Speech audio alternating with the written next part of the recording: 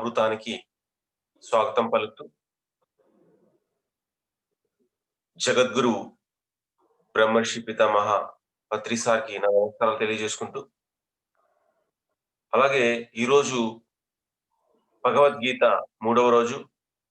మరి ఈ Bhagavad Gita సప్తాహాన్ని Zoom session ద్వారా నిర్వహిస్తున్నటువంటి పామూరు పిరమిడ్ స్పిరిచువల్ సొసైటీ గౌరవ సభ్యులందరికీ కూడా నా నమస్కారాలు తెలియజేసుకుంటూ అలాగే సౌభాగ్య మేడం గారికి కూడా నా నమస్కారాలు.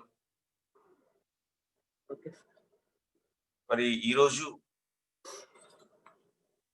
భగవద్గీత సప్తాహంలో 3వ రోజుకి స్వాగతం పలుకుతూ ఈరోజు మనం స్టార్ట్ చేద్దాం. స్టార్ట్ చేసే ముందు మరి జగద్గురు అయినటువంటి శ్రీకృష్ణ పరమాత్మకి, వ్యాస భగవానుల వారికి నా హృదయపూర్వక నమస్కారాలు తెలియజేసుకుంటూ ఈరోజు భగవద్గీత మనము పరమాత్మ మనకి ఈరోజు ఏం బోధిస్తాడో మనము చూద్దాం, తెలుసుకుందాం. నిన్న అంటే మానవుడి దుఃఖానికి కారణము ఈ ఇంద్రియాల వల్ల మరి ఇంద్రియాలకు విషయాలు సంయోగం చెందినప్పుడు మానవుడికి సుఖ దుఃఖాలు అనేవి వస్తాయనేసి మనము తెలుసుకోవడం జరిగింది. సరే, ఈరోజు ఇంద్రియాల కన్నా గొప్పది ఏది అంటే అక్కడ మనస్సు. మరి ఈ మనస్సు గురించి పరమాత్మ ఏం చెప్తున్నాడో చూద్దాం. ధ్యాయతో విషయాన్ పుంసః సంగస్తేషూపజాయతే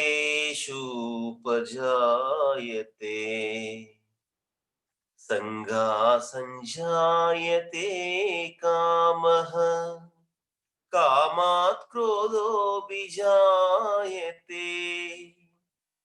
క్రోధాత్ భవతి సమ్మోహః సమ్మోహాత్ స్మృతి విభ్రమః స్మృతిభ్రంశాత్ బుద్ధినాశాత్ ప్రణశ్యతి.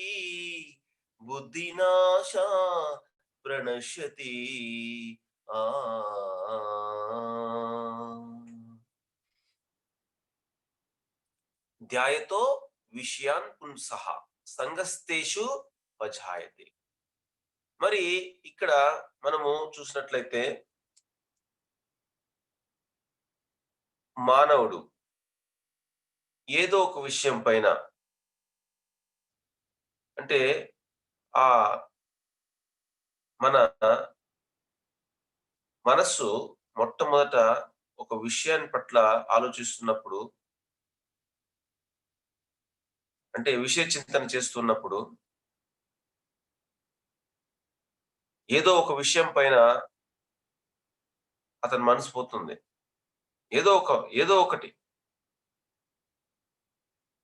సరే,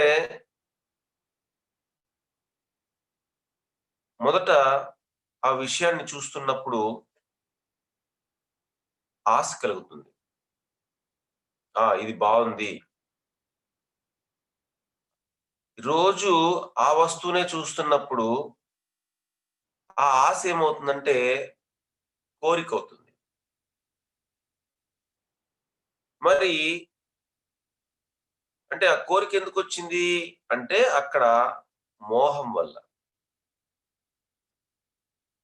ఎప్పుడైతే ఆ కోరిక తీరకపోతే కోపం వస్తుంది. అంటే అక్కడ ఏమైంది, ఆ మోహం వల్ల అక్కడ ఎందుకు కోపం వచ్చింది. కోరిక వల్ల మోహం ఏర్పడింది. ఆ మోహం వల్ల ఏమైంది, కోపం వచ్చింది. ఆ కోపం వల్ల ఏమవుతుంది అంటే బుద్ధి నశిస్తుంది. ఇప్పుడు చూడండి, ఒకరి కోపం వచ్చింది అనుకోండి, ఆ కోపంలో ఏం చేస్తారో తెలియదు. నేనున్నాను, కోపం వచ్చింది, కోపంలో నా బుద్ధి పనిచేయడం మానేస్తుంది. అంటే ఏం నాకు కనిపియదు. ఆ క్షణం నేనేం చేస్తానో తెలీదు. అంటే అంత కోపంలో నా పక్కన ఎవరున్నారో తెలీదు. నా ఎదురుగా ఉన్నవారో తెలీదు. ఆ కోపంలో ఆ ఎదురుగా ఎవరైతే ఉన్నారో ఆడు కనిపిస్తా ఉంటాడు. అంటే అక్కడ ఏమైంది? మన బుద్ధి పనిచేయడం మానేసింది. ఎప్పుడైతే బుద్ధి పనిచేయడం మానేసిందో, విచక్షణ జ్ఞానాన్ని కోల్పోతాం. అప్పుడు ఏం చేస్తామో తెలీదు. అందుకే జనులు అధోగతి పాలవుతారు అని జెప్పేసి ఇక్కడ పరమాత్మ మనకి బోధిస్తా ఉన్నాడు. అంటే ఏదో ఒక విషయం పైన మనసు వెళ్ళిపోతా ఉంటుంది. నిరంతరము. అందుకే చెప్తారు హిమాలయన్ యోగులు. ఏమంటే ఒక గంటకి 60,000 ఆలోచనలు చేస్తాడు మానవుడు అనేసి. మరి అంటే ఎన్ని ఆలోచనలు చేస్తున్నాం చూడండి. ఇంత ఆలోచనలు ఎక్కడి నుంచి సృష్టించబడుతున్నాయంటే అంటే ఆ కారణము ఆ మనస్సులో నుంచి అవన్నీ కూడా ఎన్నో ఆలోచిస్తున్నాం. కూర్చోవడం, లేవడం రకరకాల ఆలోచనలు. మరి ఇలాంటి మనస్సుని ఎప్పుడు విషయ చింతన చేస్తున్నటువంటి మనస్సుని భగవంతుడి పైకి దృష్టి మరల్చాలి. మరి అందుకే ఇక్కడ పరమాత్మ ఏం చెప్తున్నాడో చూద్దాం. ఒక చిన్న కథగా మనము చెప్పుకుందాం. ఒక రైల్వే స్టేషన్ మాస్టర్ ఉంటాడు. అప్పటికి మనకి స్వతంత్రం రాలేదు. ఆ రైల్వే స్టేషన్‌లో ఒక గురు శిష్యులిద్దరూ దిగుతారనమాట. రైలు దిగుతారు. ఆ గురువు గారిని చూసిన వెంటనే ఆ స్టేషన్ మాస్టర్ కనిపిస్తుందనమాట. ఈయన ఎవరో చాలా పూజ్య భావంతో కనిపిస్తున్నాడు. ఆయన కలుగుతుంది. ఆ పూజ్య భావం కలుగుతుంది ఆయన చూస్తూనే. ఈయన ఒక గొప్ప వ్యక్తిగా కనిపిస్తున్నాడు అని చెప్పేసి ఆయనేం చేస్తాడంటే, ఆ గురువు గారి దగ్గరికెళ్తాడు. గురువుగారు నమస్తే అండి. నేను ఈ స్టేషన్‌కి మాస్టర్‌ని. మిమ్మల్ని చూస్తూనే నాలో ఒక తెలియని అనుభూతి కలుగుతోంది. నేను మీ దగ్గర ఏదో ఒక విషయాన్ని తెలుసుకోవాలనుకుంటున్నాను అని జెప్పేసి ఆ గురువు గారికి అడుగుతాడనమాట. సరే ఒక గురువుగారిని అడిగినప్పుడు ఆ గురువుగారు చెప్తారనమాట. నాయనా నేను చెప్పే విషయం ఏంటి అంటే, నువ్వు మనస, వాచ, కర్మణ నువ్వు చేస్తానంటే నేను చెప్తాను. ఎలా ఉండాలి నేను చెప్పే విషయము? మనస, వాచ, కర్మణ త్రికరణ శుద్ధిగా నువ్వు చేస్తానంటే చెప్తాను. అది నీ వల్ల కాదు. అది నీ వల్ల కాదు. కాబట్టి నువ్వు ఏమి చేయనవసరం లేదు. నువ్వు వెళ్ళిపో అంటాడు. ఆయన అడుక్కుంటాడనమాట. లేదు లేదు గురువుగారు నేను మారాలనుకుంటున్నాను. మీరు చెప్పే ఏ విషయమైనా కానీ నేను ఖచ్చితంగా పాటిస్తాను. సరే ఆ శిష్యుడిని చెప్పమంటాడు. నువ్వు ఏదో ఒకటి చెప్పు ఆయనకి స్టేషన్ మాస్టర్‌కి. ఆ శిష్యుడు గురువుగారు నాకేం తెలుసు నేను పిల్లవాడిని. మీరే చెప్పండి. అంటే అప్పుడు చెప్తాడన్నమాట. ఏమంటే 3 మాసాలు నువ్వు సత్యమే చెప్పాలి. 3 మాసాలు సత్యమే చెప్పాలి. ఎందుకంటే ఒక రోజుకి మనము 60,000 ఆలోచనలు చేస్తాం. ఎందుకంటే కొంతమంది 70,000 ఆలోచనలు చేస్తామని. సో, ఇక్కడ ఇన్ని రకాలైనటువంటి ఆలోచన చేసే మనస్సు మరి త్రికరణ శుద్ధిగా కావాలి అంటే అక్కడ ఏ పని అంటే ఒక గురువుగా చెప్పిన పని ఎలా చేయాలంటే త్రికరణ శుద్ధిగా ఉండాలి. మరి అందుకే చెప్తున్నాడు 3 మాసాలు త్రికరణ శుద్ధితో నువ్వు సత్యమే చెప్పాలి. ఇంకేం చేయొద్దు. ఇంకేం పెద్ద బరువులు ఎత్తాల్సిన పని లేదు. నువ్వేం చేస్తావంటే త్రికరణ శుద్ధిగా నువ్వు 3 మాసాలు సత్యమే చెప్పాలి. అంటే సరే ఒప్పుకుంటాడు స్టేషన్ మాస్టర్. ఓకే. గురువుగారు నేను 3 మాసాలు సత్యమే చెప్తాను. అంటే ఎలా ఉండాలి అంటే మనసులో నన్నొకటి మాటలాడునొకటి ఒడలి గుణము వేరే యోచ వేరే ఎలాగల్గు ముక్తి ఇలాగ తాముండ విశదా విరామ వినురవేమా మనసులో నన్నొకటి మాటలాడునొకటి ఒడలి గుణము వేరే యోచ వేరే ఎలాగల్గు ముక్తి ఇలాగ తాముండ. అంటే చూడండి, మనసులో ఒకటి, లోపల మనసు ఆలోచించేది ఒకటి, మాట్లాడేది ఒకటి, ఇక్కడ ఒకటి ఉంటుంది లోపల, కానీ బయటికి మాట్లాడేది ఒకటి. మరి మన గుణాలు ఒకటి, రజోగుణము, సత్వగుణము, తమో గుణము, ఈ గుణాలు ఒకటి, మనం యోచన చేసేది ఒకటి. చూడండి, ఇట్లా ఉంటే ఎట్లా వస్తుంది ముక్తి అని చెప్తున్నాడు. అంటే ఇవన్నీ ఎలా ఉండాలి? ఒకే రకంగా ఉండాలి. ఎంతో మంది నేను చూస్తా ఉంటాను. ఏమంటే ఈ మామూలు జీవితంలో ఎంతో మందిని మనం కలుస్తా ఉంటాం. రకరకాల మనుషుల్ని కలుస్తా ఉంటాం. ఏమంటే సో, అక్కడ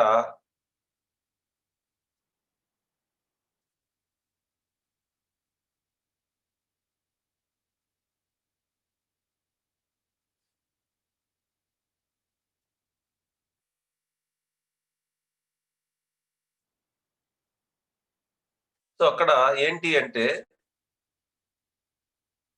నేను ప్రత్యక్షంగా చూసినటువంటి వాళ్ళని, ఒక వ్యక్తి ఎవరో ఒక రిలేషన్స్ కావచ్చు, స్నేహితులు కావచ్చు. మరి వాళ్ళ దగ్గర వాళ్ళొచ్చినప్పుడు ఎంతో ఇష్టంగా, ఆప్యాయంగా పలకరిస్తా ఉన్నాడు. సరే వాళ్ళెళ్ళిపోతానే వాళ్ళని గురించి తిడతా ఉన్నాడు. నాకర్థమే కాలేదు. ఇంతసేపు ఇంత బాగా ఆప్యాయంగా రా బావ అని చెప్పేసి కూర్చోబెట్టినాడు. అన్నాన్ని కూర్చోబెట్టినాడు. సరే వాళ్ళెళ్ళిపోయిన తర్వాత ఇష్టం వచ్చినట్టుగా తిడతా ఉన్నారు వాళ్ళని. అంటే అక్కడ ఏముంది? మనసులో ఒక భావన ఉంది. మాట్లాడేది ఒక రకంగా ఉంది. మనసులో ఒకటుంది. పైకి మాట్లాడేది ఒక రకంగా ఉంది. మరి ఏమైతుంది అట్లా ఉంటే అంటే, రకరకాల జబ్బులొచ్చి అతను చనిపోయినాడు. అంటే క్యాన్సర్ వచ్చి చనిపోతారు అంతే. ఎవరైనా గాని లోపల అనేక రకాలైనటువంటి ఆలోచనలు పెట్టుకొని అవుతూ ఉంటే ఏమవుతుంది అంటే, ఈ శరీరానికి రకరకాలైనటువంటి జబ్బులతో బాధపడతా ఉంటారు. అందుకే ఫస్టు మనం కరెక్ట్ చేసుకోవాల్సిందేమంటే మన మనస్సుని. ఈ స్టేషన్ మాస్టర్ ఏమనుకున్నాడు? నన్ను నేను సరిచేసుకోవాలనుకున్నాడు. నన్ను నేను బాగు చేసుకోవాలనుకున్నాడు. ఎప్పుడైతే ఆ ఆలోచనొచ్చిందో చూడండి, ఒక గురువు గారిని కలిసాడు. ఆ రైల్వే స్టేషన్‌లో ఉన్నటువంటి గురువు గారిని. ఆ గురువు గారు ఏం చెప్పారు? సత్యమే చెప్పాలన్నారు. 3 మాసాలు సత్యమే చెప్పాలి. చూడండి, ఒక 12 సంవత్సరాలు సత్యం చెప్తే ఎలాంటి శక్తి ఉంటుందంటే మన మాటకి, మనం చూస్తాము సుమతి, సతీ సుమతి. మరి ఏం చేసింది అంటే ఆమె సూర్యుడిని ఆపేసింది ఉదయించకుండా. అంటే ఆ శక్తి ఎలా వచ్చింది ఆమెకి? సత్యం చెప్పడం వల్ల. సత్యమే మాట్లాడడం వల్ల. సో, సత్యమే మనము చెప్పాలి. మరి సత్యమే మనము మాట్లాడాలి. మరి ఈ సత్యం ద్వారా ఏమవుతుంది? మన మాటకి శక్తి వస్తుంది. అద్భుతమైనటువంటి శక్తివంతులుగా మనము తయారవుతాము. ఆ మాట ఎలా ఉండాలి అంటే, ఆ మాట త్రికరణ శుద్ధిగా ఉండాలి. త్రికరణ శుద్ధి కావాలి. మనం మాట్లాడే మాట అంటే మనం ఎదగాలి అనుకున్నప్పుడు. మన జీవితంలో ఇంకా మనం ఎదగాలి. ఒక అద్భుతమైన స్థితికి చేరుకోవాలంటే హ్మ్. మన ప్రయత్నం కావాలి కదా! ఏదైనా ప్రయత్నం, ఏదైనా సాధించొచ్చు. సో, ఈయన ఎవరు ఈ స్టేషన్ మాస్టర్ అనుకున్నాడు. ఏంటి అంటే, ఈ రోజు నుంచి నేను సత్యమే చెప్తాను అనేసి అనుకున్నాడు. సరే, ఆ స్టేషన్‌లో ఉన్నటువంటి స్టాఫ్ అంతా గూడా వాళ్ళతో అంతా కూడా చర్చించి నేను ఈ రోజుటి నుంచి ఏ లంచాలు తీసుకోను. నేను కరెక్ట్‌గా నా డ్యూటీ నేను చేస్తానని జెప్పేసి అనుకోని, సరే అతని డ్యూటీ కరెక్ట్‌గా చేస్తా ఉన్నాడు. ఎటువంటి లంచాలకి ఆశించలేదు. సో, ఆయన కరెక్ట్ టైం నుంచి ఆ టైం వరకు ఉండి, సక్రమంగా ఆయన డ్యూటీ చేస్తా ఉన్నాడు. ఒక కొన్ని రోజుల తర్వాత ఒక ఎంక్వైరీ ఆఫీసర్స్ వచ్చినారనమాట. ఈ స్టేషన్‌లో కొన్ని అవకతవకలు జరుగుతా ఉన్నాయనేది మాకు తెలిసింది అని జెప్పేసి వాళ్ళంతా దాన్ని చూసారు. సరే చూసినప్పుడు ఏమైంది? కొన్ని అవకతవకలు బయటపడ్డాయి. బయటపట్టి బయటపడ్డాయి. సరే స్టేషన్ మాస్టర్‌ని అడిగారనమాట. ఏంటి విషయమని. ఆయనేం చేశాడంటే, "నేను ఎలాంటి లంచాలు తీసుకోలేదు. ఎలాంటి అవకతవకలకు పాల్పడలేదు. ఈ అవకతవకలు చేసింది నేను కాదు. ఈ స్టాఫ్. స్టాఫ్ ఎంతమందున్నారంటే 8 మందున్నారు." సరే వాళ్ళని ఏం చేశారంటే అరెస్ట్ చేశారు వాళ్ళని. ఆ 8 మందిని అప్పుడు ఆ బ్రిటిష్ వాళ్ళ పాలనలో అరెస్ట్ చేశారు. సరే ఒకరి మాట నమ్ముతారా? 8 మంది మాట నమ్ముతారా? 8 మంది మాటే నమ్ముతారు. అంటే ఒక్కరు చెప్పింది వినరు కదా! 8 మంది చెప్తే వింటారు. సో, అక్కడ ఏమైంది? ఈ 8 మంది ఏం చేశారు? కూడబలుక్కున్నారనమాట. కూడబలుక్కొని మేము ఏ తప్పు చేయలేదు. ఆ స్టేషన్ మాస్టర్ చేసినాడని చెప్పినారు. సరే వాళ్ళేం చేశారు? ఆహ్, ఆఫీసర్స్ ఈ 8 మందిని వదిలేసి స్టేషన్ మాస్టర్‌ని జైల్‌లో పెట్టినారు. నువ్వే దీనికి కారణమంతా అని. సరే కేసు కోర్ట్‌లో ఉంది. మరి ఆ కోర్ట్‌లో ఆ జడ్జి గారు విచారణ చేస్తున్నారు. ఆయన్నడుగుతాడనమాట "ఏమయ్యా నీ పైన నువ్వు ఎవరిని లాయర్‌ని పెట్టుకోలేదా?" ఆయన చెప్తాడనమాట. "నాకు ఏ లాయర్ అవసరం లేదు. నా తరపున నేనే వాదించుకుంటాను. నేను సత్యమే చెప్తాను. ఒక లాయర్‌ని పెడితే వాళ్ళు ఇంకా అసత్యం నన్ను విడిపించడానికి ఏదో ఒకటి చెప్తారు. కానీ నేనేమనుకున్నాను, నేను సత్యమే చెప్పాలనుకున్నాను."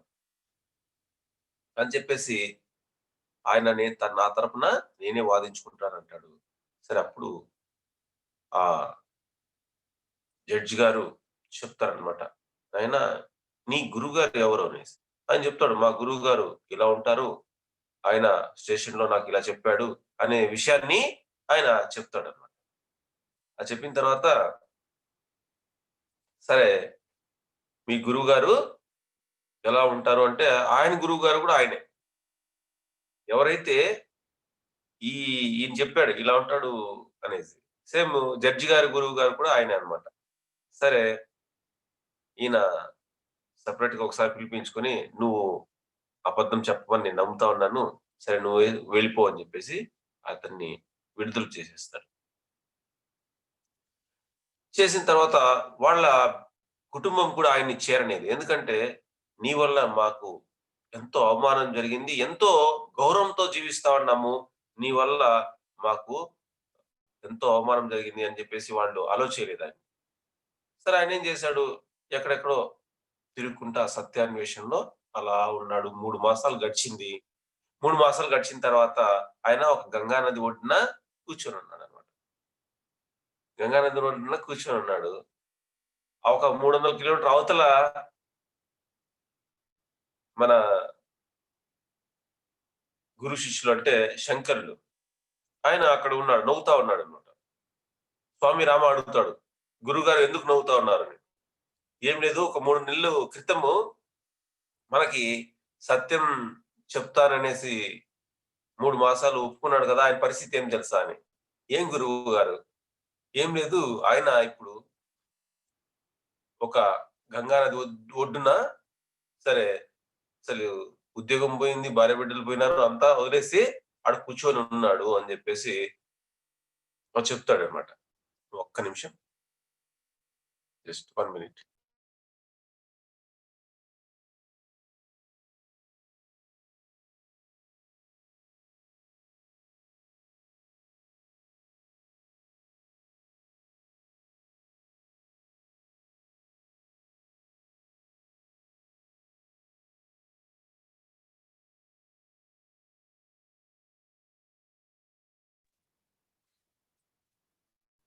సరే, ఎప్పుడైతే ఆయన అలా చెప్తుంటాడు శిష్యుడికి. అతని పరిస్థితి ఎలా ఉందంటే, సో, ఈరోజు ఏం లేదు. జాబ్ లేదు. బిడ్డలు వదిలేసినారు. ఏం లేకుండా ఒక అనామకుడిలాగా ఒక చెట్టు కింద, గంగా నది ఒడ్డున ఒక చెట్టు కింద కూర్చొనున్నాడు. సరే, అప్పుడు బ్రిటిష్ వాళ్ళు తంతి విధానాన్ని ప్రవేశపెట్టడం జరిగింది భారతదేశంలో. ఒక తంతి వచ్చింది అతనికి, స్టేషన్ మాస్టర్‌కి. ఏమంటే, ఇది మీ నాన్న వాళ్ళు అప్పుడు స్థలం ఒకటి మాకిచ్చారు. దానికి పరిహారంగా మీకు రూ. 10,00,000 ఇస్తున్నాము అని జెప్పేసి లేఖ అన్నమాట. సరే, ఆయనేం జేస్తారంటే ఆ 10,00,000 తీసుకొని ఆ కుటుంబం దగ్గరికెళ్తాడు. వాళ్ళ భార్య బిడ్డల దగ్గరికి పోతాడన్నమాట. పోయేసి ఆ డబ్బుని ఇంతొస్తుంది మనకి అని జెప్పేసి అది ఆ కుటుంబానికి ఇచ్చేస్తాడు. వాళ్ళ కుటుంబ సభ్యులు చెప్తారన్నమాట. ఏవండీ, ఇంక మనము ఏదో జరిగింది జరిగిపోయింది. మనం కలిసే ఉంటామని. సరే, ఆయన లేదు లేదు, నేను 3 మాసాలు సత్యం చెప్తే నాకు రూ. 10,00,000 వచ్చింది. నా జీవితమంతా కూడా నేను ఈ సత్యాన్వేషణలోనే నేను గడుపుతానని జెప్పేసి ఆయన ఆ సత్యాన్వేషణలో వెళ్ళిపోతాడు. అంటే చూడండి, మనల్ని మనము ఉద్ధరించుకోవాలి. సరే, ఇక్కడ రకరకాలైనటువంటి మనస్సు రకరకాల విషయాల పైకి వెళ్ళిపోతుంది. వెళ్ళిపోయినప్పుడు ఏమవుతుంది? అది మనదే. ఇప్పుడు ఒకావిడ బద్రీనాథ్ వెళ్ళింది. సరే, ఆ అలకనంద పరిసరాల్లో అంతా చూసారనమాట. చూస్తే అక్కడ ఒక అద్భుతమైన పుష్పాలున్నాయి. ఎంతో సువాసనగా ఉంది అక్కడ. ఆమె చూసిందనమాట. చూసి ఎంత బావుంది! ఎంత సువాసన! అసలు 10 అడుగుల్లో దూరం ఉంటేనే ఆ సువాసన కొడుతుంది. సరే, ఇలాంటి ఒక పూలు మన పెరట్లో కూడా ఉంటే, నాటుకుంటే బావుంటదని చెప్పేసి ఆమేం చేసింది, అక్కడి నుంచి ఒక చిన్న మొలక తెచ్చింది. తెచ్చి ఇంటి పెరట్లో నాటుకుంది. రోజు నీళ్లు పోస్తోంది. 6 మాసాలు గడిచింది. ఆ మొక్క ఒక 2 అడుగులు, 3 అడుగులు అయింది. అడిగి అయింది. అప్పుడు ఈమె అనుకునిందన్నమాట. అంటే చూడండి, ఫస్టు ఏమవుతుంది? ఆశ. ఆశ ఏమవుతుంది? కోరికవుతుంది. సరే, ఏమైంది ఈమెకి? ఫస్ట్ తెచ్చుకునింది ఆశ. ఆశతో తెచ్చుకునింది పువ్వు. ఇది చాలా బావుంటదని. సరే, ఈ ఒక మొగ్గేసింది. ఆమెకు అప్పుడు కోరిక పుట్టిందనమాట. ఏమంటే, ఇది నా ఇష్ట దైవము, వినాయకుడికి పెట్టాలనుకునింది. ఏది? ఆ పువ్వుని. నా ఇష్ట దైవము వినాయకుడికి పెట్టాలి అనుకునింది. సరే, అది చిన్న మొగ్గ అలా అలా అలా అలా బాగా ఒక వారం రోజుల్లో కొంచెం పెద్దగా అయింది. ఇంక రేపు పూర్తిగా విడిగిపోతుంది. సరే, ఆమె ఏమనుకునింది ఫస్టు? ఇది నా ఇష్టదైవం వినాయకుడికి పెట్టాలనుకునింది. సరే, తెల్లవారితో వచ్చి చూసింది. తెల్లవారితో వచ్చి చూస్తే పువ్వు లేదు, కనిపించలేదు. పక్కింటి ఆవిడ తలలో పెట్టుకొనుంది. ఈమెకి ఎలా ఉంటుంది చూడండి, హిమాలయ బద్రీనాథ్ నుంచి తెచ్చింది. 6 నెలలు నీళ్లు పోసింది. ఆ ఒక మొగ్గ చిన్న మొగ్గేసినప్పుడు అనుకునిందనమాట. ఏమంటే ఇది ఫస్టు కోరికగా మారింది. ఆ వినాయకుడుకి పెట్టాలనుకునింది. ఇప్పుడు ఇడిగితే పక్కింటావిడ తలలో పెట్టుకోంది. మళ్ళా ఇంకా ఆమె చెప్తా ఉంది పక్కింటావిడ ఏమంటే, "ఏవండీ ఇది చాలా సువాసనగా ఉంది. నేను ఆగలేక పీకి పెట్టుకున్నాను. చాలా బావుందండి" అని మనకే వచ్చి చెప్తా ఉంది. ఎలా ఉంటుంది? కోపమొస్తుందా? రాదా? ఖచ్చితంగా కోపమొస్తుంది. అంటే చూడండి, ఫస్ట్ ఆశ కలిగింది. ఆ మొక్క పైన. తెచ్చుకున్నాం, పెట్టుకున్నాం. మన ఇంటి పెరట్లో. రోజు నీళ్లు పోసాం. కోరిక కలిగింది. ఏమంటే ఆ పువ్వు నాదే, ఈ చెట్టు నాదే. ఈ ఫస్టు పువ్వు దేవుడికి పెట్టాలనుకున్నాం. సరే పెడితే ఏమైంది? ఆ పువ్వుని పక్కింటి ఆవిడ కోసుకునింది. పెట్టుకునింది. ఏమవుతుంది అప్పుడు? ఆ మోహంలో అంటే నాది అనుకున్న మోహంలో ఏమవుతుంది? కోపమొస్తుంది. ఆ కోపం వల్ల బుద్ధి నశిస్తుంది. అంటే కోపమొచ్చింది ఆవిడ చూస్తానే, కోపమొస్తే ఎప్పుడైతే బుద్ధి పనిచేయదో ఏం చేస్తామో మనకే తెలీదు. ఏం మాట్లాడతామో మనకే తెలీదు. సరే ఆమె పెట్టుకునింది. చెడామడా తిట్టి ఒకటి కొట్టామనుకోండి. ఆమె బలంగా ఉంటే ఆమె ఏం చేస్తుంది? ఆమె అదే చేస్తుంది. సో, ఇక్కడ మనకి ఏమి ఈ పరమాత్మ చెప్తున్నాడంటే, ఈ ఎవరైనా గాని ఫస్టు వాళ్ళకొక విషయం పైన కోరిక కలుగుతుంది. ఆశ కలుగుతుంది. ఆశ కోరికవుతుంది. కోరిక మోహంగా మారుతుంది. మోహం వల్ల మరి కోపమొస్తుంది. ఆ కోపం వల్ల బుద్ధి నశిస్తుంది అని చెప్తుంది. ఆశ, కోరిక, మోహము, కోపము లాస్ట్‌లో ఆఖరిలో బుద్ధి నశించి చివరికి మనిషి అధోగతి పాలు అవుతాడు అని ఇక్కడ మన పరమాత్మ బోధిస్తున్నాడంట. అలాగే స్వామి రామ, స్వామి రామ అన్నమాట. ఆయన 17 సంవత్సరాలుంటాయి. వేసవి సెలవులొస్తాయన్నమాట. వేసవి సెలవులొస్తే ఆ గురువుగారు చెప్తారన్నమాట. "నువ్వు వెళ్లి 41 రోజులు ఒక శ్మశానంలో ధ్యానం చెయ్యు. 41 రోజులు ఏం చేస్తావు? ధ్యానం చెయ్యి" అని చెప్పేసి ఆయన శంకరులు వాళ్ళ శిష్యుడైనటువంటి స్వామి రామాకు చెప్తారు. సరే ఆయన చెప్పిన తర్వాత ఏం చేస్తాడంటే, ఆయన గురువు ఆజ్ఞ కదా! ఏం చేయాలి 41 రోజులు? ధ్యానం చేయాల. సరే వెళ్తాడు. వెళ్ళిన తర్వాత ఒక శ్మశానంలో చిన్న గుడిసె ఏర్పాటు చేసుకొని, సరే అద్భుతంగా అక్కడ ధ్యాన సాధన చేసుకుంటూ కావాల్సినటువంటి వాటిని ఒక పూట వండుకొని తింటా ఉంటాడన్నమాట. ఇలా జరుగుతూ ఉంది. అది సరే అది జరుగుతున్నప్పుడు ఆహ్,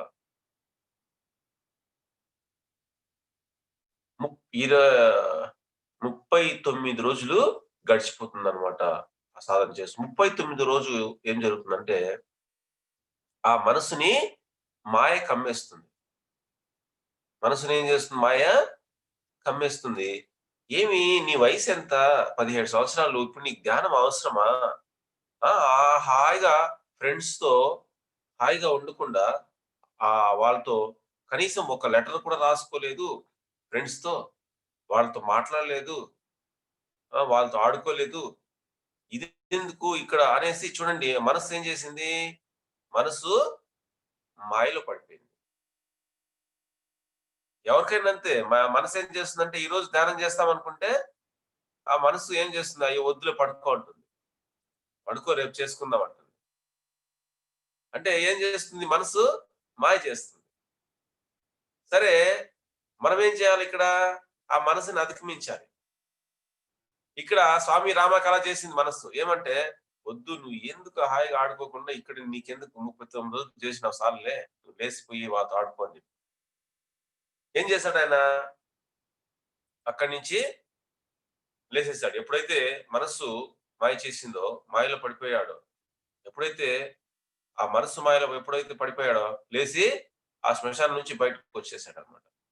వచ్చేసి అలా ఊర్లోకి వెళ్తున్నాడు. ఆ ఊరి పొలిమేరల్లో ఒక ఇంట్లో నుంచి ఆ రాత్రి పూట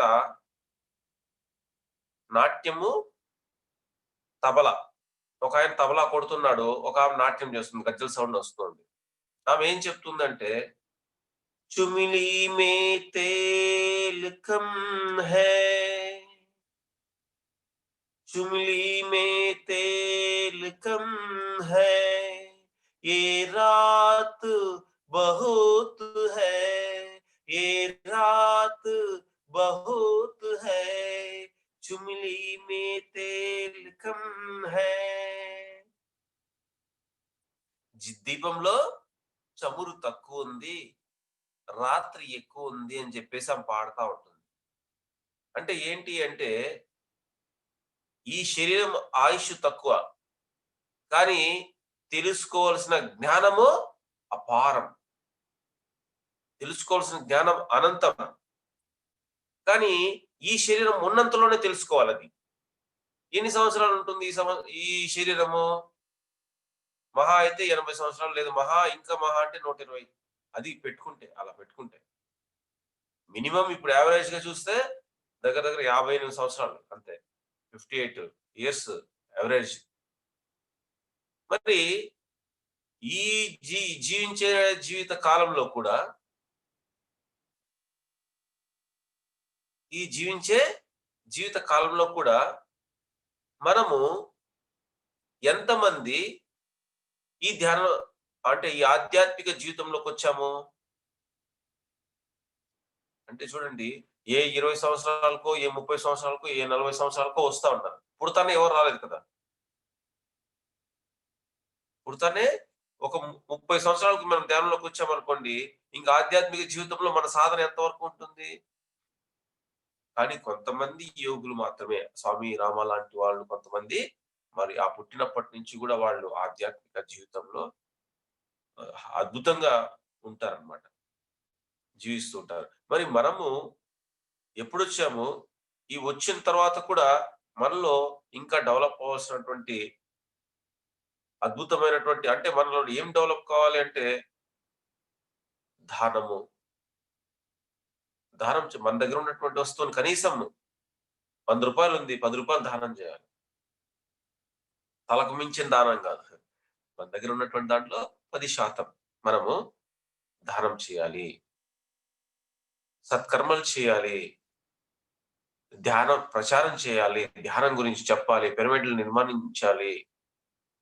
మేము గ్రామాల్లోకి ధ్యాన ప్రచారాలకెళ్ళినప్పుడు అక్కడ మాకు ధ్యాన ప్రచారం చేయాలి. అందరిని ఒక చోట గ్యాదర్ చేయాలంటే ఆ విలేజ్‌లో ఉన్నటువంటి దేవాలయాల్లో చేసాం మేమంతా గూడా. ఆ దేవాలయాలకి అందరూ గుళ్ళకి రండి. అక్కడే నేర్పించినాం అందరికి. ఒక అందరిని గుడి దగ్గరంటే ఇంక అందరూ వస్తారు కాబట్టి అలా చేయడం జరిగింది. కాబట్టి సత్కర్మలు మనము చేస్తూ వెళ్ళిపోవాలి. సరే ఇక్కడ ఎప్పుడైతే స్వామి రామ మనసు మాయలో పడిపోయిందో ఆయన ఏం చేశాడు? అలా వచ్చేసాడు. ఆ పాట విన్నాడు. ఏమంటే 'చుమిలి మే తేల్ కమ్ హై, రాత్ బహుత్ హై.' మరి ఆ దీపంలో చమురు తక్కువుంది. కానీ రాత్రి ఎక్కువుంది. మరి ఆ జ్యోతి ఆ రాత్రంతా వెలగాలి కదా! తక్కువుంది చమురు దాంట్లో. ఎంతవరకు మలుగుతుందో తెలీదు. ఆ చమురు ఉండేంత వరకు మలుగుతుంది. అలాగే కానీ ఆ రాత్రి ఎక్కువుంది. అలాగే మనము ఇక్కడ ఆయుష్ తక్కువుంది. తెలుసుకోవాల్సిన జ్ఞానం ఎక్కువుంది. ఆయుష్ ఏమో తక్కువ. తెలుసుకోవాల్సిన జ్ఞానం అపారం. కాబట్టి ఈ జీవించి ఉన్నంత కాలంలోనే జ్ఞానాన్ని మనం సముపార్జించుకోవాలి.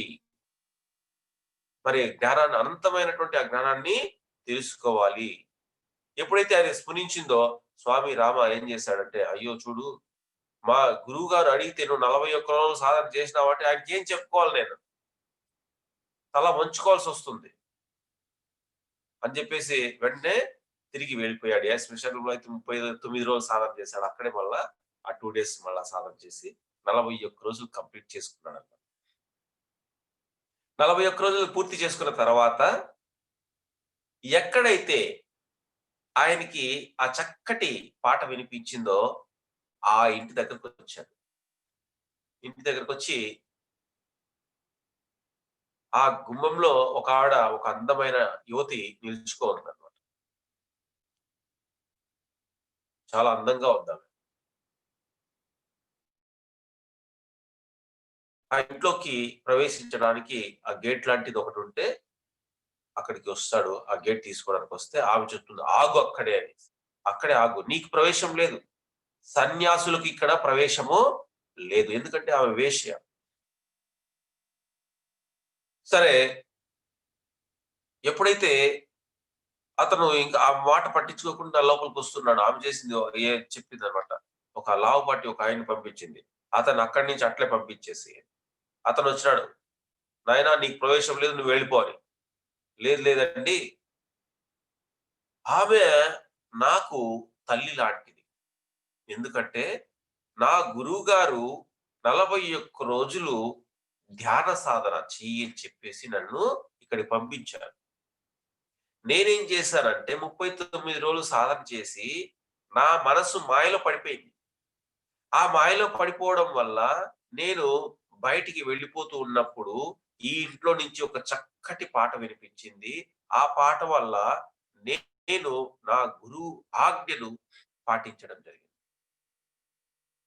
అందుకని నేను ఆమెకి కృతజ్ఞతలు చెప్పుకోవడానికి వచ్చాను. ఆ కృతజ్ఞత భావాన్ని తెలియజేయడానికి వచ్చారు అని చెప్పేసి అది చెప్తున్నారన్నమాట. ఎప్పుడైతే ఆయన చెప్పాడో, ఎప్పుడైతే ఆ విషయాన్ని ఆయన చెప్పాడో, ఆమె సరే లోపలికి తీసుకురమ్మని చెప్పిందన్నమాట. సారీ, ఒక్క నిమిషం.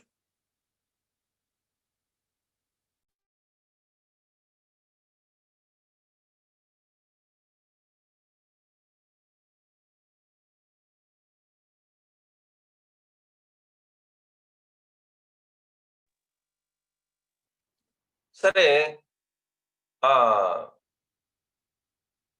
3 గంటలు ఆమె మాట్లాడుతుందన్నమాట స్వామి రామాతో.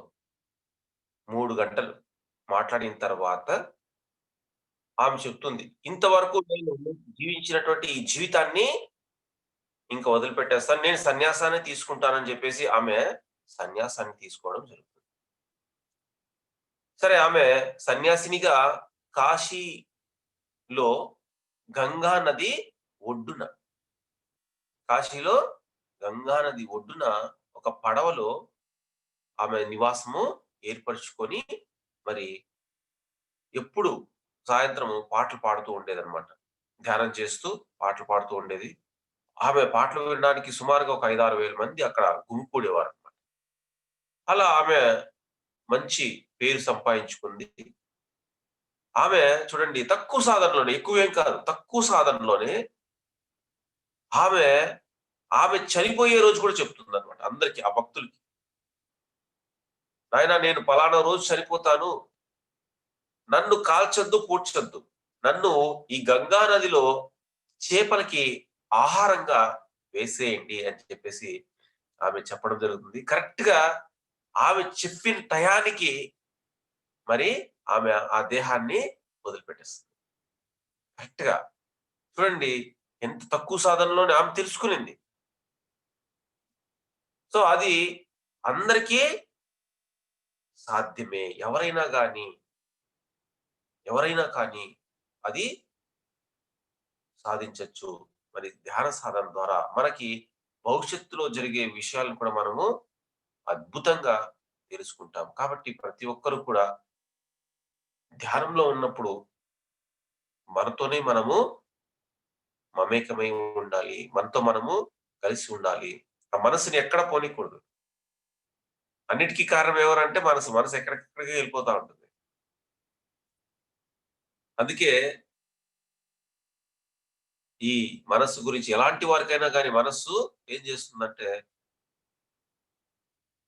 ప్రలోభములకి గురి చేస్తుంది. దానివల్ల ఏమవుతుంది? బుద్ధి నశిస్తుంది. చివరికి అధోగతి పాలవుతారని చెప్పేసి ఇక్కడ పరమాత్మ మనకి బోధిస్తున్నాడు. ఒక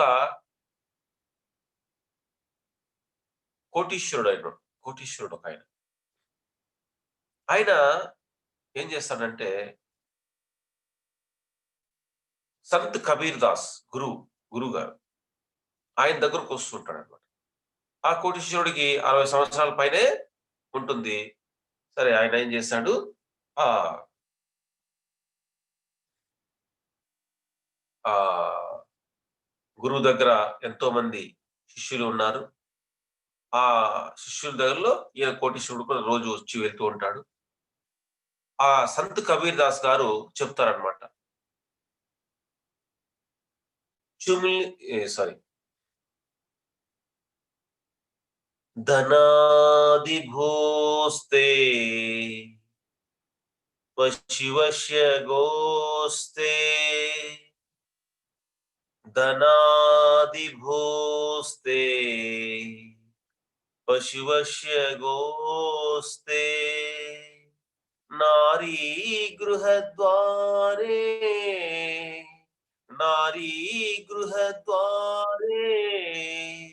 జనా శ్మశానే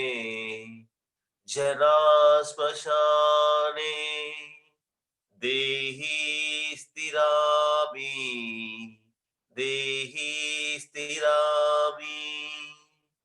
పరలోక మార్గే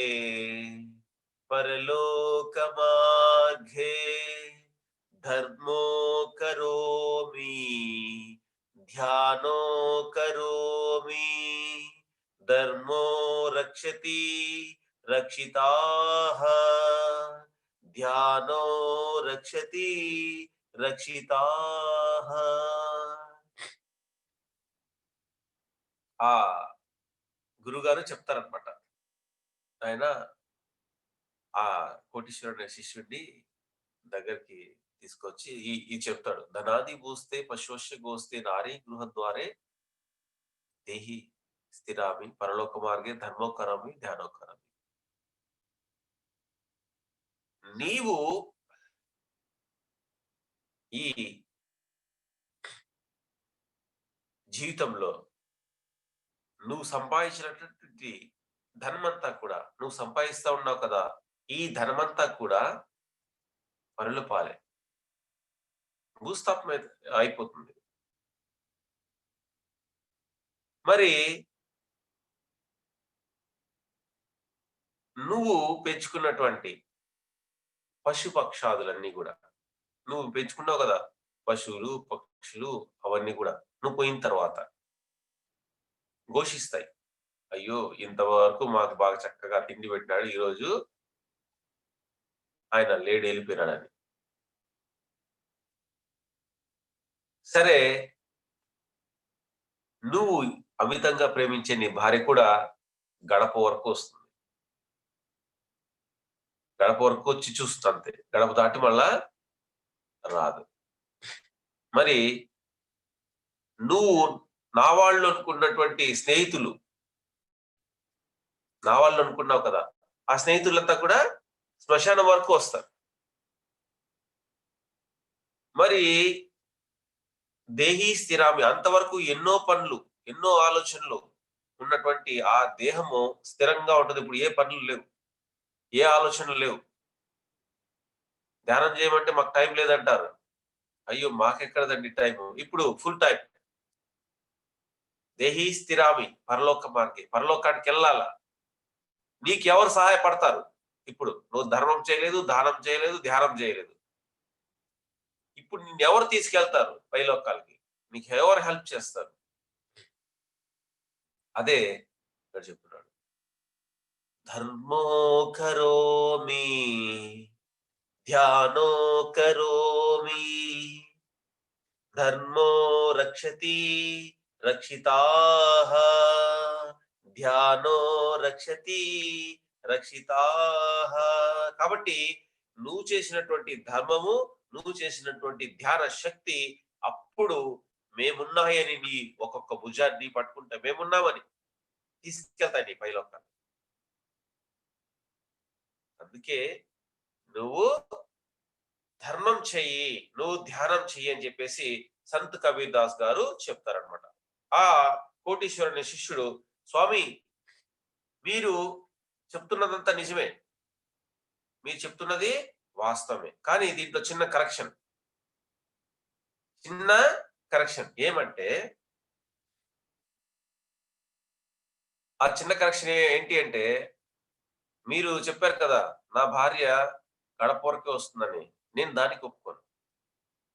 నేను దానికి ఒప్పుకోను. ఎందుకంటే, నా భార్య నేను పెళ్ళైనప్పటి నుంచి ఎంతో అన్యోన్యంగా జీవించాము. నేను మరణించిన వెంటనే నా భార్య మరణిస్తుంది. నేను మరణించిన వెంటనే నా భార్య కూడా మరణిస్తుంది. మీరు చెప్పిన మాట నేను నమ్మలేనని చెప్పేసి ఆయన చెప్తాడన్నమాట. దీన్ని నేను నమ్మను. గురుగారు నేను దీన్ని నమ్మను అని చెప్తాడు.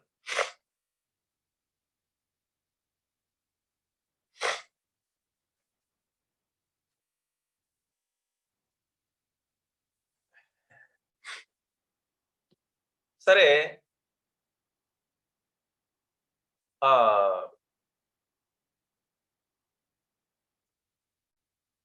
గురువుగారు చెప్తారన్నమాట. ఏమంటే, "నాయనా నేను మీ ఇంటికొస్తాను. నువ్వు నమ్మనంటా ఉన్నావు కదా! ఏం జరుగుతుందో చూడు. ఇప్పుడు నువ్వు కోట్ల రూపాయలు సంపాదించావు. నీ తర్వాత అది వేరే వాళ్ళ పాలు. సరే నువ్వు నావి, నావి అనుకున్నవన్నీ కూడా అవి ఘోషిస్తాయి అంతే. నువ్వు వెళ్ళిపోతే. మరి నా భార్య అనుకుంటున్నావు. కానీ నీ భార్య కూడా నీతో రాదు." అంటే అప్పుడు చెప్తాడు. ఏమంటే, "ఈ ఈ ఒక్క విషయాన్ని నేను ఒప్పుకోను.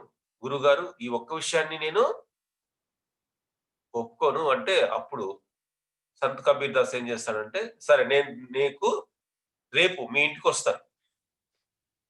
రేపు మీ ఇంటికొస్తాను. నేను ఒక లేహ్యాన్ని ఇస్తాను.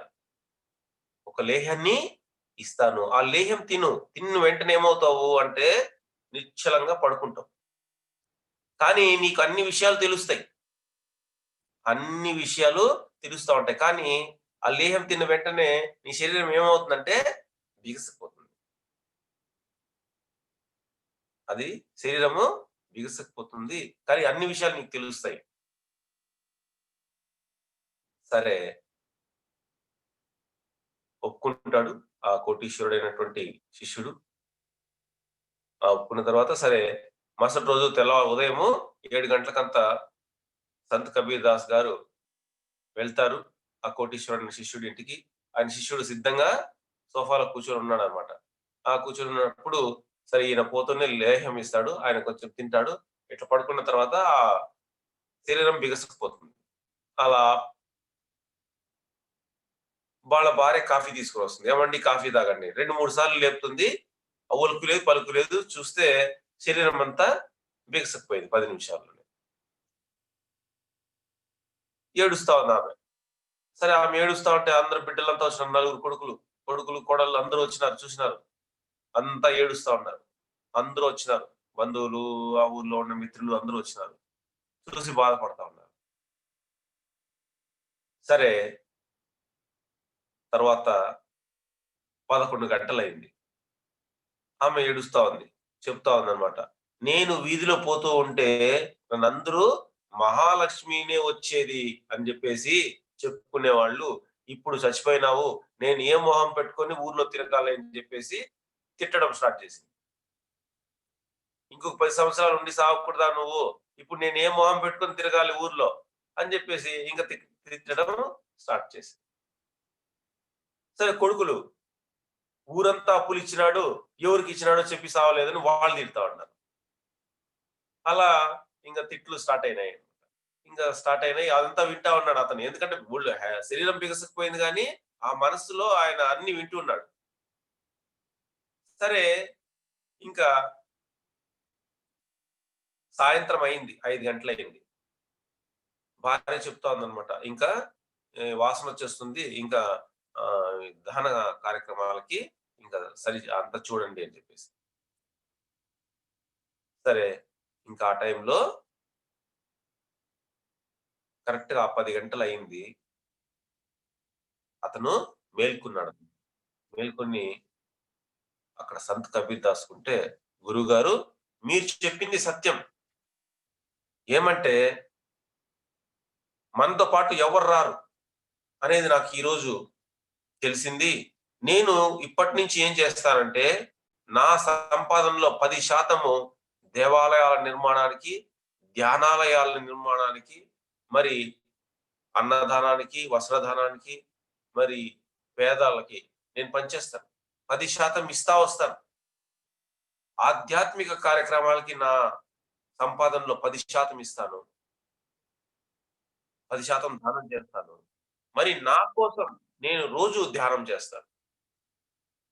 నా కోసము నుంచి ఇంక చెప్పను. ఎందుకంటే మనతో మనము ఉండడానికి మనకు టైం లేదని చెప్తాం. చాలా మంది చెప్పేదేమంటే ధ్యానం చేయంటే, మాకు టైం లేదు. చాలా బిజీ అండి మేము అని. నేను కూడా ఫస్ట్‌లో అట్లే చెప్పినా. అయ్యో! మాకేడ టైం ఉంటుంది. ఆ ధ్యానం ఆ గమ్మున కూర్చుంటే ఏమొస్తుంది? ఆ గమ్మున కూర్చుంటే అన్నీ వచ్చేస్తాయని. కానీ అక్కడ చేసేదేమి అంటే, మనతో మనం ఉంటాం. మనతో మనము స్పెండ్ చేస్తాం. మనతో మనం ఉంటాం. అంటే ఈ మాట కూడా నేనెందుకు అంటున్నానంటే ఇప్పుడు మనతో మనం ఉండమా అని మీరు క్వెషన్ చేయొచ్చు. అవును సార్, మనతో మనం లేకుండా ఉంటే ఎట్లా మాట్లాడతామని. అంటే మనము అందరూ చెప్తాం. మనం అందరూ చెప్తారు గూడా. మన మనసు ఎక్కడుంటే మనం అక్కడ ఉన్నట్లే అనేసి. కదా! అవును కదా! మన మనసు ఎక్కడుంటే అక్కడే ఉన్నట్లు మనం. అలాగే ఇప్పుడు ఏమంటే ఎక్కడైతే మన మనసు ఉంటుందో అక్కడే మనము ఉంటాం. శరీరం ఇక్కడున్నా గాని మన మనసు ఎక్కడుంటే మనం అక్కడే ఉన్నట్లు. కాబట్టి ఇక్కడ మనము ధ్యానానికి సమయాన్ని కేటాయించాలి. గంటలు గంటలు సాధన చేయాలి. సాధన చేస్తేనే ఆ శక్తి, ఆ ధ్యాన శక్తి మనకొస్తుంది. ఆ శక్తి ఇక్కడే కాదు, పరలోకాలకు వెళ్ళినప్పుడు కూడా అక్కడ మనకు ఉపయోగపడుతుంది. ఇప్పుడు ఇక్కడ డబ్బు కోసం మన జీవితం అంతా ఖర్చు పెట్టామనుకోండి. మన జీవితంలో అంతా బాగా డబ్బు సంపాదించాం. మరి ఈ డబ్బేమన్నా మనతో పాటు పూడ్చేస్తారా? పోతే పోనీ ఈ డబ్బేమన్నా మనతో పాటు వస్తుందా? రాదు. ఎంతో గొప్ప కీర్తి సంపాదించుకున్నావు ఇక్కడ. మంచి కార్యాలు చేసి. ఆ కీర్తి నీతో రాదు. అంటే ఇక్కడ మనం చేసేటువంటి అంటే ఆ పాప పుణ్యాల ఫలం మాత్రము మనము తీసుకెళ్ళిపోతాం. ఎందుకంటే దాన్ని అనుభవించాలి. ఆ పుణ్యం చేసింటే ఆ ఫలము, పాపం చేసింటే ఆ ఫలం. ఆ ఫలాన్ని తిరిగి ఏం చేయాలి మనము? ఇంకా నెక్స్ట్ జన్మల్లో దాన్ని అనుభవిస్తాం. అందుకే ఇక్కడ దానం చేయాలి. మన దగ్గర ఉన్నటువంటి ఎంతో రూ. 100 10% మంచి పిరమిడ్ నిర్మాణానికి ఇస్తాం. లేదా అన్నదానానికి ఇస్తాం. అక్కడ ఏమి అంటే మనలో ఆ డబ్బు పైన ఉండే వ్యామోహం పోగొట్టుకోవడానికి అలా చేయాలి. మంది మంది అనుకుంటే మంది ఏది కాదు. ఆ సత్యం ఎంత ఎప్పుడు తెలుస్తది? ధ్యాన సాధన ద్వారా, ఎన్నో గ్రంథాలు చదవడం ద్వారా, మరి సజ్జన సాంగత్యం ద్వారా మనము ఇవన్నీ విషయాలు కూడా తెలుసుకుంటూ ఉండాలి. ఎందుకంటే మనసు నిరంతరము ఎక్కడో ఒక చోటకి వెళ్ళిపోతానే ఉంటుంది. మాయలో పడేస్తుంది. ఆ మనసుని మనం ఏం చేయాలా? ఈ శ్లోకాలు తెలుసుకోవాలి. అంటే ఓహో! ఫస్ట్ మనసు ఒక ఆశ మనసుకి ఆశ కలుగుతుంది. ఆ ఆశ ఏమవుతుందంటే కోరికవుతుంది. ఆ కోరికకి ఎవరైనా విరోధం చేస్తే మరి వాళ్ళ పైన కోపమొస్తుంది. ఆ కోపం వల్ల ఆ కోపంలో ఏం చేస్తాం మనకు తెలీదు. దానివల్ల ఏమవుతుంది? బుద్ధి నశించి అధోగతి పాలు అవుతారు అని చెప్పేసి మనము తెలుసుకోవాలి. కాబట్టి ఫస్టు ఆశతో స్టార్ట్ అవుతుంది. తద్వారా ప్రతి మనిషి కూడా ఏమవుతున్నా అధోగతి పాలవుతున్నాడు. అందుకే పరమాత్మ ఏం చెప్తున్నాడంటే, నువ్వు అధోగతి పాలు కాకుండా నువ్వేం చేయాలంటే, మనస్సుని సాధనలో పెట్టాలి. సాధన మనతో వచ్చేది ఏమి? మనతో వచ్చేది ఆ ధ్యాన శక్తి మనతో పాటు వస్తుంది. మనం చేసేటువంటి ఆ ధర్మబద్ధమైన అంటే అక్కడ కూడా ఫలితాన్ని ఆశించకుండా చేయాలి.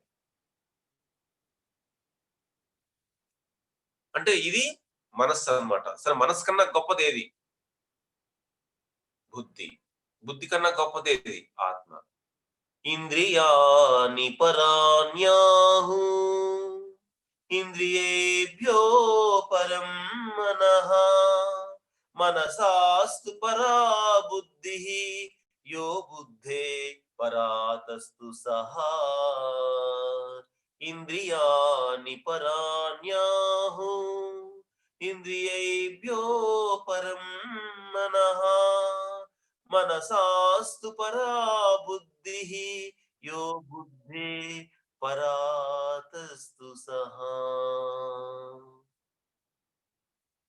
శరీరం కన్నా ఇంద్రియాలు గొప్పవి, ఇంద్రియాల కన్నా మనస్సు శ్రేష్టమైంది, మనస్సు కన్నా బుద్ధి ఇంకా శ్రేష్టమైంది, బుద్ధి కన్నా గొప్పది ఏదైతే ఉందో అది ఆత్మ. దాన్ని తెలుసుకోవాలి. అంటే అన్నిటికన్నా గొప్పది ఏది? ఆత్మ.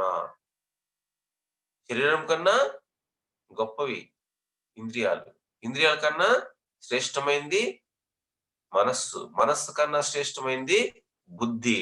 మరి ఆ బుద్ధి కన్నా శ్రేష్టమైనది ఏదైతే ఉందో, గొప్పదైతే ఏదైతే ఉందో అదే ఆత్మ.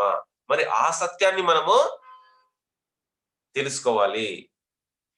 అంటే ఈ శరీరం అంటే ఒక రథం.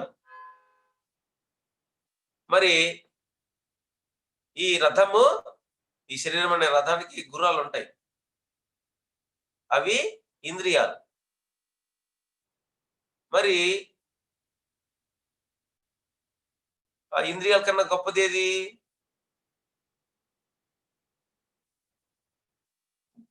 ఇంద్రియాల కన్నా గొప్పది మనస్సు.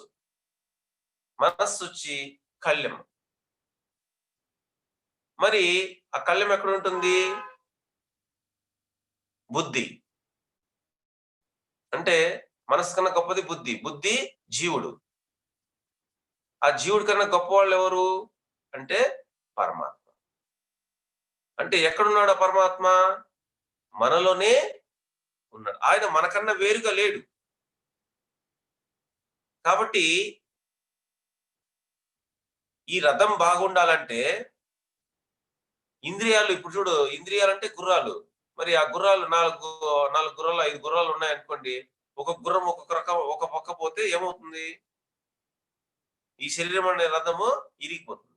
అంతే కదా! ఇప్పుడు 5 గుర్రాలు ఉన్నాయనుకోండి, ఆ 5 గుర్రాలు ఒక గుర్రం ఒక్కొక్క పక్క పోతే ఏమవుతుంది? రథం నడుస్తుందా? కాబట్టి 5 గుర్రాలు ఒకే వైపు పోతే ఈ రథం అనేది బాగుంటుంది. కాబట్టి ఇక్కడ ఈ రథం అనేది అంటే శరీరం కన్నా ఇంద్రియాలు గొప్పవి, ఇంద్రియాల కన్నా మనసు గొప్పది, మనసు కన్నా బుద్ధి శ్రేష్టమైంది, బుద్ధి కన్నా శ్రేష్టమైంది ఏదైనా ఉందంటే అది ఆత్మ. కాబట్టి మనము ఏం చేయాలంటే ఆత్మ గురించి తెలుసుకోవాలి. ఆత్మ సత్యము, శాశ్వతము. ఆత్మ గురించి తెలుసుకుంటే ఇంకా దేని గురించి తెలుసుకునే అవసరము ఉండదు. కాబట్టి ఇక్కడ పరమాత్మ ఏం చెప్తున్నాడంటే అర్జునుడికి ఆత్మ గురించి చెప్తున్నాడు.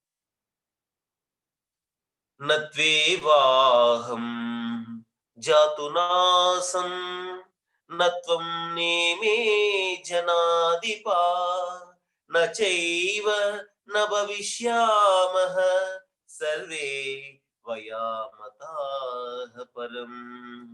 నత్వేవాహం జాతునాసం నత్వం నేమే జనాదిపా నచైవ న భవిష్యామః సర్వే వయామతాః పరం.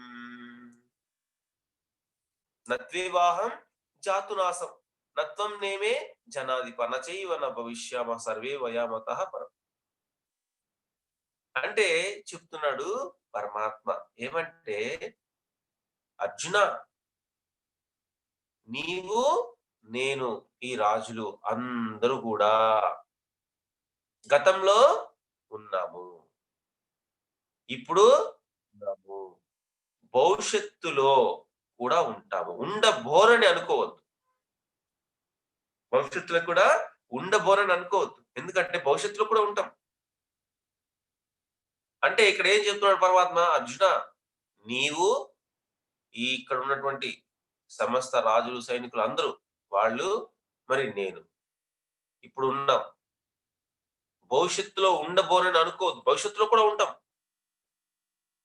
ఈ భూలోకంలో కాకపోతే వేరే లోకాల్లో ఉంటాం. ఎక్కడో ఒక చోట ఉంటాం. మరి ఇక్కడ పరమాత్మ ఏం చెప్తున్నాడంటే, మనమంతా సమానమే అని చెప్తున్నాడు. అవునా? అక్కడ అర్జునుడు సమానమే. ఆ రాజులు సమానమే. అక్కడ ఉన్నటువంటి సైనికులతో సహా అందరూ కృష్ణ పరమాత్మ. మనమంతా ఒక్కటే అంటా ఉన్నాడు. మనమంతా ఒక్కటే. మనమందరం కూడా ఒక్కటే. అంటే అవును. మనమంతా ఒకటే ఎలా అవుతాము? భగవంతుడు గొప్పవాడు కదా! అర్జునుడు మధ్యముడు. రాజులు, సైనికులు ఉన్నారు కదా! ఎంతోమంది. వీళ్ళంతా కూడా ఒకటేనా? ఒకటే ఎలా అవుతుంది? భగవంతుడు మనము ఒకటే. అయితే మనకెందుకు ఇన్ని కష్టాలు, బాధలు? అడుగుతారు కదా! ఇప్పుడు ఆహ్, బ భగవంతుడు మనం ఒకటే అంటే, భగవంతుడు మనం ఒకటే అయితే, ఈ కష్టాలు, బాధలు ఎందుకుండాలి? మనం అనుకున్నవన్నీ అయిపోవాలి కదా! అంతే కదా! అడుగుతారు కదా ఎక్కువ. ఎలా ఒకటి? మనము ఏ విధంగా ఒకటవుతాము? అంటే దీనికి చిన్న ఉదాహరణ మనము చెప్పుకుందాం. ఏమంటే ఒకరు ఇల్లు కట్టారు. కొత్త ఇల్లు కట్టినారు. ఇల్లు కట్టేసిన తర్వాత ఆ ఇంటికి కరెంట్ కనెక్షన్ ఇచ్చుకున్నారు. అన్ని పరికరాలు కూడా అమర్చుకున్నారు. బాత్రూమ్‌లో హీటర్ అమర్చారు. మరి వంట రూమ్‌లో ఫ్రిడ్జ్ పెట్టుకున్నారు. మరి బెడ్‌రూమ్‌లో ఏసీ పెట్టుకున్నారు. ఇల్లంతా లైట్లు వేసుకున్నారు. అంతా చక్కగా హాల్‌లో టీవీ పెట్టుకున్నారు. ఎంతో చక్కగా అన్నీ సమకూర్చి పెట్టుకున్నారు. ఆ పరికరాలకి ఒకే స్విచ్ ఉంటుందా? అంటే ఉండదు. ఫ్యాన్ ఉంది. ఫ్యాన్‌కొక స్విచ్. హీటర్ ఉంది. హీటర్‌కొక స్విచ్. టీవీ ఉంది. టీవీకొక స్విచ్. మరి ఫ్రిడ్జ్ ఉంది. ఫ్రిడ్జ్‌కొక స్విచ్. ఏసీ ఉంది. ఏసీకి ఒక స్విచ్. ఇవన్నీ స్విచ్ చేస్తే పనిచేస్తాయి. వీటికి ఏం కావాలి? కరెంట్ కావాలి. అంతే కదా! ఫ్రిడ్జ్‌కి ఒక కరెంటు, టీవీకి ఒక కరెంటు, ఏసీకి ఒక కరెంట్ వచ్చిందా? లేదు కదా! అంటే అక్కడ ఏమి అన్నింటికి ఒకటే వైర్, ఒకటే కరెంట్ వచ్చింది. కానీ ఫ్యాన్ ఏం చేస్తుంది? గాలిస్తుంది. ఏసీ ఏం చేస్తుంది? చల్లటి గాలిస్తుంది. ఫ్రిడ్జ్ ఏం చేస్తుంది? దాంట్లో ఉన్నటువంటి వాటిని చల్లగా ఉంచుతుంది. టీవీ ఏం చేస్తుంది? టీవీ ఆన్ చేస్తే, స్విచ్ ఆన్ చేస్తే అది బొమ్మలు చూపిస్తుంది. హీటరు ఏం చేస్తది? దాని పనేమి? వేడి చేస్తుంది. బల్బు వెలుగునిస్తుంది. మైకు మనము చెప్పేటువంటి పదాన్ని ఇంకా పెద్దదిగా చేసి వినిపిస్తుంది మైక్. కానీ వీటికంతా ఏముండాలి? కరెంట్ ఉండాలి. కరెంట్ లేకపోతే పనిచేస్తాయా? ఏది పనిచేయదు. అలాగే మనమంతా ఇక్కడ వేరు కావచ్చు. మనమంతా కూడా వేరు కావచ్చు. కానీ ఆత్మపరంగా ఒకటే. అదే చెప్తున్నాడు పరమాత్మ. అర్జున, నీవు, నేను, ఇక్కడున్నటువంటి సమస్త రాజులు, సైన్యం అంతా ఒకటే. కానీ చూస్తే వేరు వేరుగా కనిపిస్తాం. వేరు వేరుగా కనిపిస్తాం. కానీ మనం అంతా ఒకటే. అంటే ఎలాగైతే ఇక్కడ చూడండి, ఫ్రిడ్జ్ ఏం చేస్తుంది? చల్లగా చేస్తుంది కదా! హీటర్ ఏం చేస్తుంది? వేడిగా చేస్తుంది. కానీ పరికరాలేమి వేరు. కానీ దానికి కరెంటు ఒకటే. కరెంట్‌లో తేడా ఉందా? ఫ్రిడ్జ్ కరెంటు, టీవీ కరెంట్ అని లేదు. కరెంట్ ఒక్కటే. అలాగే ఆత్మ ఒక్కటే. అందరిలో ఉన్నటువంటి ఆత్మ పదార్థము ఒక్కటే. కానీ ఇంద్రియాలు, మనస్సు, బుద్ధి. అంటే ఆ వాసనలు. ఆ వాసనలు, ఆ మనస్సు, బుద్ధి వేరేగా ఉంటాయి. ఒక్కొక్కరికి ఒక రకమైనటువంటి బుద్ధుంటుంది. అంటే ఏమి ఇక్కడ ఒకరు ఫ్యాన్ లాగా గాలిగా తిరుగుతా ఉంటారు. కొంతమంది టీవీలో బొమ్మలు చూపించేలాగా బొమ్మలు చూపిస్తా ఉంటారు. కథలు అల్లుతా ఉంటారు. రకరకాల ఇక్కడే బొమ్మలు చూపించేస్తారంతా. మరి కొంతమంది వేడిగా ఉంటారు. కోపంగా ఉంటారు. కొంతమంది ఏసీలాగా చల్లగా ఉంటారు. కొంతమంది వెలుగునిస్తారు. ఆ లైట్ లాగా వాళ్ళెక్కడుంటే అక్కడ వెలుగుని నింపుతారు. కొంతమంది ఏం చేస్తారంటే ఈ మైక్ అంటే అరుస్తా ఉంటారు. బిగ్గరగా పనికిరాని మాటలు మాట్లాడుతా ఉంటారు. పనికిరాని చెత్త విషయాలు చర్చిస్తూ ఉంటారు. కానీ అంటే రకరకాల మనుషులు, రకరకాల మనస్తత్వాలు. కానీ అందరిలో ఉన్నటువంటి పరమాత్మ ఒక్కడే. అది ఆత్మ. అది చెప్తున్నాడు పరమాత్మ. ఏమంటే అందరిలో ఉన్నది అంతా ఒక్కరే. ఒక్కరే అందరూ ఒక్కరే అంటే ఏమి? అందరిలో ఉన్నటువంటి ఆత్మ ఒక్కటే అని ఇక్కడ పరమాత్మ మనకి చెప్తున్నాడు. అందరిలో ఉన్నటువంటి ఆత్మ పదార్థం ఒకటే. కానీ మరి ఇంద్రియాలు, మనస్సు, బుద్ధి వేరువేరుగా ఉంటాయి. ఒక్కొక్కరికి ఒక్కొక్క రకం బుద్ధి. ఎందుకంటే ఒకరు హీటర్‌లాగా ఉంటారు. ఒకరు ల వే లైట్‌లాగా, బల్బ్‌లాగా ఉంటారు. ఒకరు టీవీ లాగా ఉంటారు. అంటే ఒక్కొక్కరు అంటే దాంట్లో ఉన్న టెక్నాలజీ వేరు. టీవీలో ఒక టెక్నాలజీ ఉంటుంది. సో, ఫ్రిడ్జ్‌లో ఒక టెక్నాలజీ ఉంటుంది. దాన్ని బట్టి అది పనిచేస్తుంది. ఒక్కొక్క దానికి ఒక్కొక్క టెక్నాలజీ వాడారు. దాని వర్క్ అది చేస్తాయి. అలాగా మనకు కూడా ఆ మనస్సు, బుద్ధి, ఇంద్రియాలు వేరుగా ఉంటాయి. మరి ఆత్మ ఒక్కటే. ఆత్మ పదార్థము ఒక్కటే. శరీరం యథావాప్నోతి యచ్చాప్యుత్క్రమతీశ్వరః గృహీత్వైతాని సంయాతి వాయుర్గంధాని ఆశయాత్. శరీరం యథావాప్నోతి యచ్చాప్యుత్క్రమతీశ్వరః గృహీత్వైతాని సంయాతి వాయుద్గంధాని ఆశయా. శరీరం యథావాప్నోతి యచ్చ వ్యుత్క్రమతీశ్వర గృహీత్వైతాని సంయాతి వాయుద్గంధాని ఆశయా. ఒక గంధస్థానం నుంచి గంధం ఎలా అయితే స్ప్రెడ్ అవుతుందో అలాగే మనము చనిపోయిన తర్వాత మన ఆ వాసనలు ఏవైతే ఉంటాయో ఆ వాసనలు మనస్సు అలా వెళ్ళిపోతుంది. ఎవరితో? ఆత్మతో. అంటే ఇక్కడ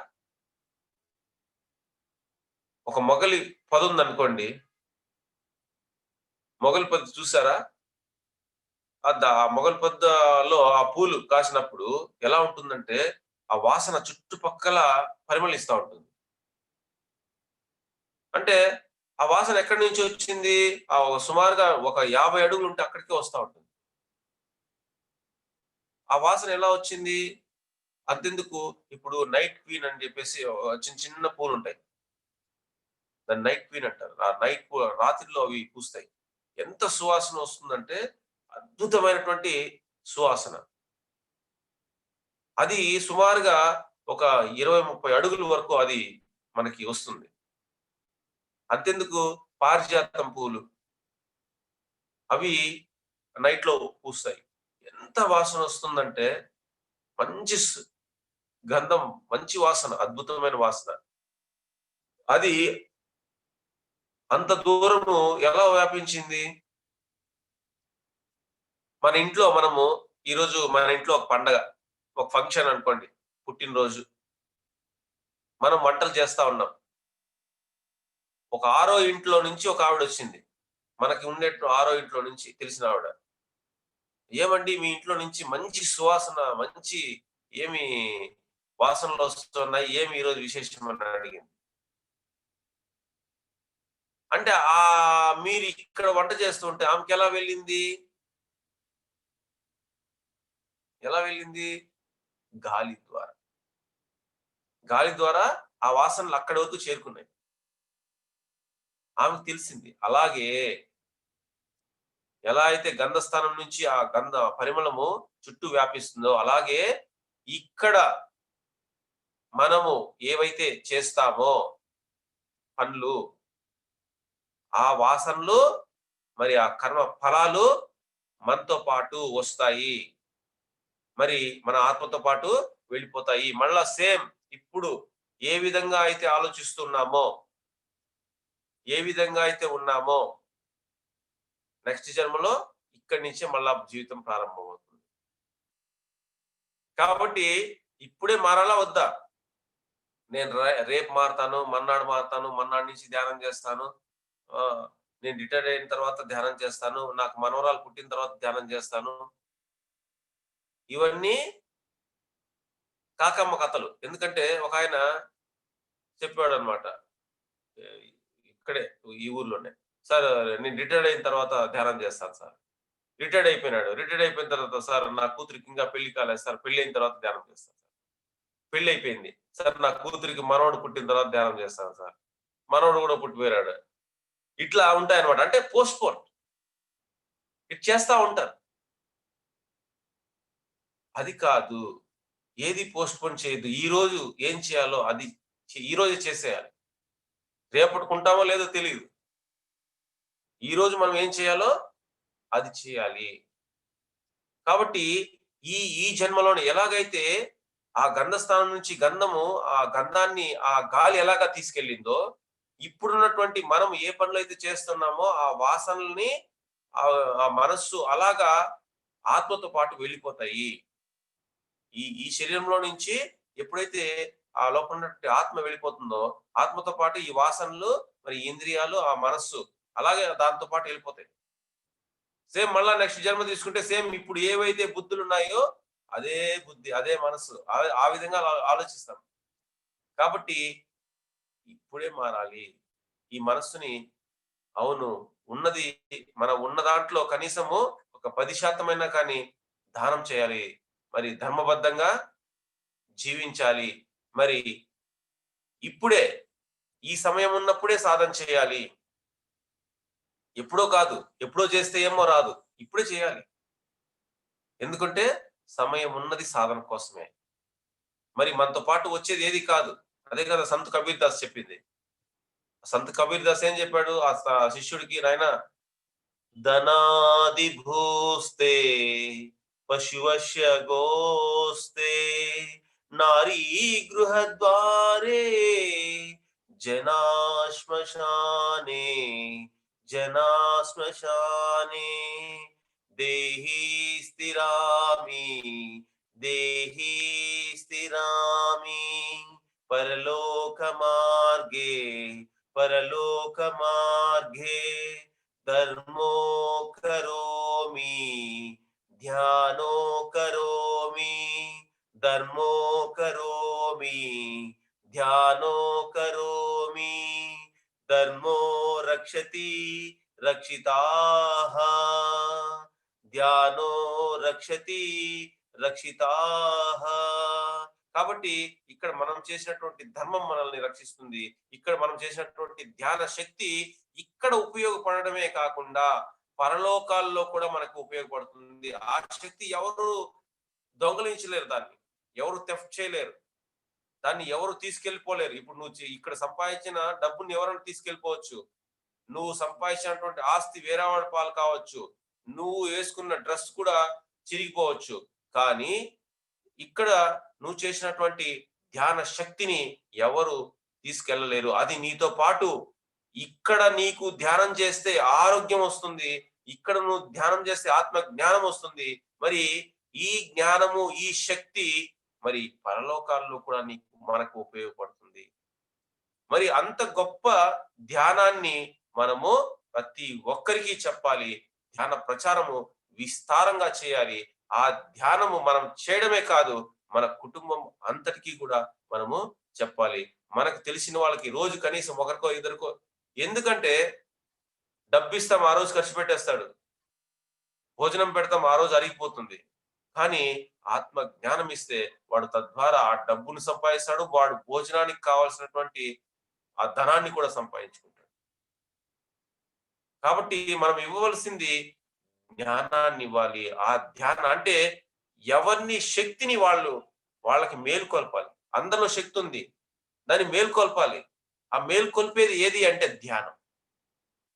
అందుకే జగద్గురు బ్రహ్మర్షి పత్రిసారి చెప్తారు, నాయనా నువ్వు శ్వాస మీద ధ్యాస పెట్టు. నీ శ్వాసే నీ గురువు. ఇంకెవరో కాదు, నేను కాదు నీ గురువు.